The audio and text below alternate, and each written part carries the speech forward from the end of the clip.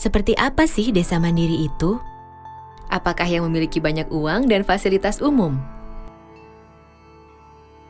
Seharusnya desa mandiri itu adalah desa yang bisa memenuhi kebutuhan akan sarana prasarana dasar dan bisa mensejahterakan masyarakatnya.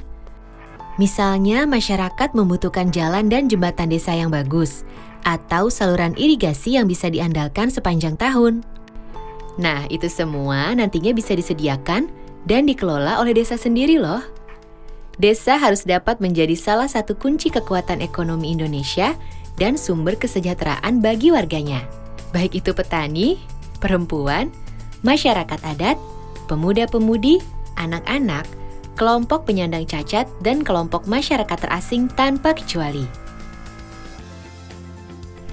Nah, untuk mewujudkan desa mandiri itu, pemerintah telah mengesahkan Undang-Undang Nomor 6 Tahun 2014 tentang Desa, atau sering disebut Undang-Undang Desa.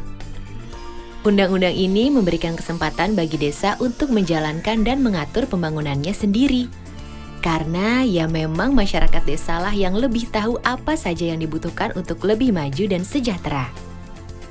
Saat ini ada lebih dari 74.000 desa di negeri ini.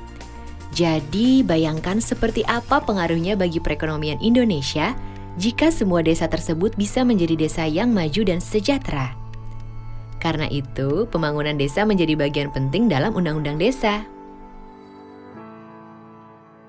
Untuk itu, semua program pembangunan desa harus direncanakan oleh pemerintah desa bersama-sama dengan Badan Permusyawaratan Desa atau BPD dan masyarakat desa. Program-program ini harus dimusyawarahkan agar sesuai dengan kebutuhan masyarakat. Baik itu peningkatan kualitas pelayanan dasar, sarana prasarana dasar, ekonomi desa, dan pemberdayaan masyarakat desa. Semuanya menjadi rencana pembangunan jangka menengah desa atau RPJM desa untuk 6 tahun ke depan yang dituangkan dalam Rencana Kerja Pemerintah Desa atau RKP Desa Tahunan. Jadi setiap tahun harus dilakukan beberapa kali musyawarah desa untuk mempertajam dan menyepakati rencana kerja dan anggaran desa tahunan. Semua kegiatan tingkat desa harus dapat direncanakan, dilaksanakan, dan diawasi oleh masyarakat desa sendiri. Termasuk juga setiap ada permasalahan atau kebijakan yang menyangkut kepentingan masyarakat desa harus dimusyawarahkan dulu. Dengan Undang-Undang Desa, desa diberikan kepercayaan penuh untuk mengelola anggaran desa sendiri. Dananya cukup besar loh, sesuai luas, jumlah penduduk, dan tingkat kemiskinan per desa. Sedikitnya 70% dari anggaran pendapatan dan belanja desa atau APB desa harus dimanfaatkan untuk pembangunan. Sedang untuk gaji dan operasional perangkat desa tidak boleh lebih dari 30%. Untuk itu, setiap desa harus bisa membuat dan mengelola rencana APB desa secara transparan dan dapat dipertanggungjawabkan. Pemerintah desa harus menjalankan sistem informasi desa, termasuk laporan keuangan desa, yang bisa dilihat dan dipantau oleh siapa saja.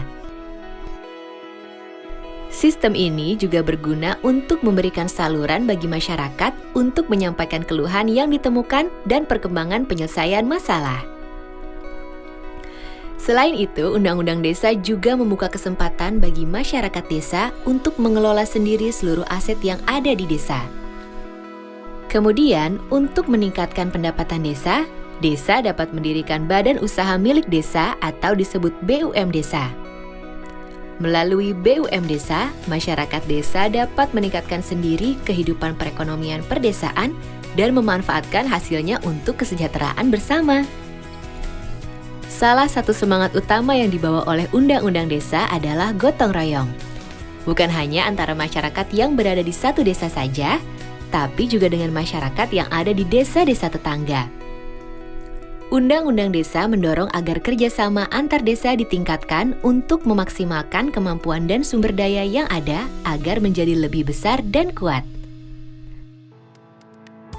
Misalnya, pengembangan usaha bersama, kerjasama di pengelolaan lingkungan dan sumber daya alam, kegiatan pemberdayaan masyarakat, sampai dengan pengembangan kawasan perdesaan yang menggabungkan kemampuan dan aset desa-desa untuk mencapai kesejahteraan bersama. Untuk itu, Badan Kerjasama Antar Desa atau BKAD dapat didirikan atau ditingkatkan peran dan lingkupnya. Di samping itu, Undang-Undang Desa juga menekankan pentingnya peran lembaga kemasyarakatan desa untuk membangkitkan partisipasi semua masyarakat desa. Lembaga kemasyarakatan desa berperan sebagai mitra pemerintah desa dalam mengelola semua kegiatan pembangunan dan pemberdayaan desa, serta penggunaan dana desa secara bersama-sama. Dalam pelaksanaan pembangunan, setiap desa akan didampingi oleh pendamping desa. Pendamping desa akan membantu memastikan kualitas pembangunan desa sesuai harapan, termasuk kualitas pemberdayaan manusianya. Jadi, Undang-Undang Desa hadir untuk menguatkan identitas dan jati diri desa, serta memberikan kesempatan seluas-luasnya bagi desa untuk mengatur dan mengelola pembangunannya sendiri untuk lebih maju dan sejahtera. Dengan peran dan dukungan semua pihak sesuai bidangnya masing-masing, tentunya desa mandiri akan segera terwujud. Desa yang menjadi sumber hidup dan kesejahteraan bagi masyarakatnya, desa yang menjaga martabat dan kearifannya, desa yang menjaga lingkungan, budaya dan nilai-nilai tradisionalnya, serta desa yang dibangun dan dijaga secara mandiri dan gotong royong bersama oleh seluruh masyarakatnya. Jadi, ayo kita semua bersama-sama dukung Undang-Undang Desa.